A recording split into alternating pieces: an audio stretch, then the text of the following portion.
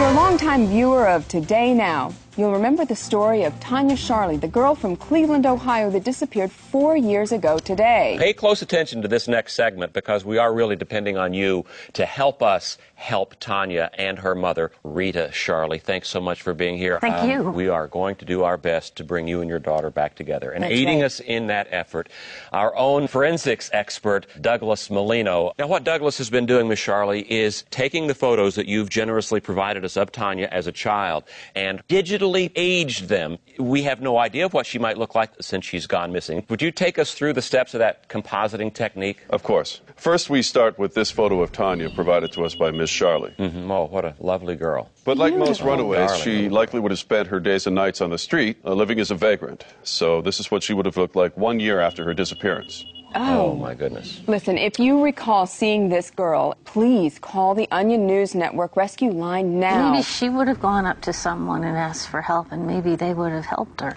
Well, that's an intriguing possibility. I'm afraid it's not likely whatsoever, Jim. No. Oh. The authorities are a runaway's worst enemy, and whatever street gang she may have been running with would have prevented her from going to the police. Right. Here's Tanya in 2004. Oh, that's just so sad. Hungry and desperate for money, she would have bleached her hair blonde to increase her market value as a child prostitute. The life of a prostitute must be hard on the little girl. I just want her to come home. Are those bruises from her pimp, Douglas? Yes. Eventually, to escape the pain, she would have taken up crystal meth, and that would cause a dramatic shift in appearance such as this.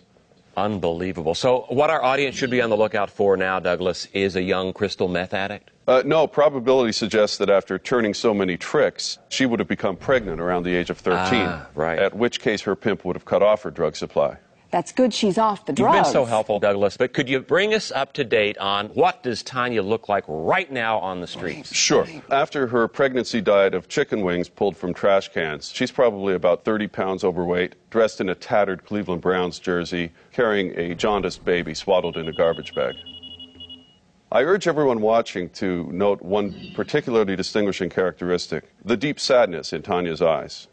Right, it's so apparent there, isn't it? Well, thank you so much, Douglas. And if anyone in our audience recognizes that haunting, deep, despondent look on the face of this young girl, please call us here at the Onion News Network. Douglas, thank you for your amazing work. Just trying to help bring a mother and daughter back together.